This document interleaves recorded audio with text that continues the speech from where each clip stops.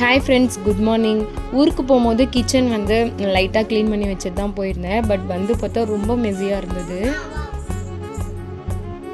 Okay, அதுதான் வந்து clean பண்ணலான்னு சொல்லிட்டு பிரேக்ஃபாஸ்ட்லாம் முடிச்சுட்டு அந்த ஒர்க் பார்த்துட்டு இருந்தேன். கவுண்டர் டாப் மட்டும் தான் க்ளீன் பண்ணியிருந்தேன். ஸோ அதெல்லாம் ஃபுல்லாக எடுத்து வச்சு க்ளீன் பண்ண ஸ்டார்ட் பண்ணியாச்சு.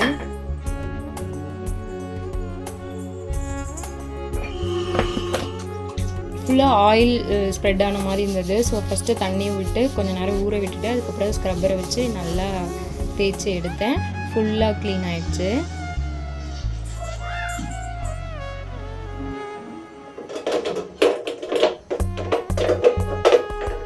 நான் க்ளீன் பண்ணிட்டு இருக்கும்போதே அத்விக் பசிக்குதுன்னா அவனுக்கு பனானா கட் பண்ணி போட்டு கொடுத்துட்டு அகைன் வந்து கண்டினியூ பண்ணிட்டு இருந்தேன்.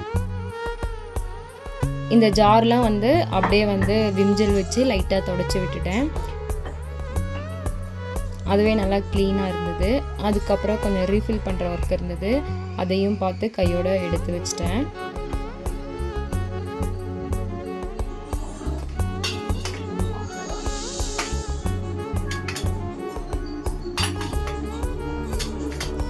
ஃபைனலாக அந்த க்ளீனான கிச்சனை பார்க்கும்போது அவ்வளோ ஒரு சாட்டிஸ்ஃபேக்ஷனாக இருந்தது.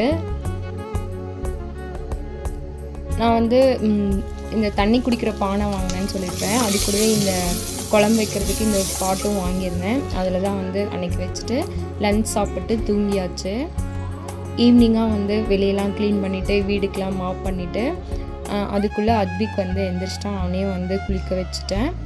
நானும் ரெஃப்ரெஷ் ஆகி வந்து ஈவினிங் வந்து விளக்கு போட்டு சாமி கும்பிட்டாச்சு. நைட் டின்னருக்கு வந்து காலிஃப்ளவர் வச்சு சப்ஜி மாதிரி பண்ணியிருந்தேன். நான் செய்யவே அத்விக் வந்து என்ன கேட்குறான்னு பாருங்கள்.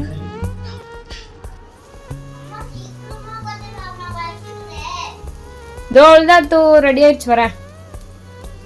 சப்ஜியோட டேஸ்ட் வந்து சூப்பராக இருந்துச்சு. அப்படியே அந்த மொறு தோசை அந்த பிளைன் ஆம்லேட்டோட சாப்பிடும்போது டேஸ்ட் வேறு லெவலாக இருந்தது.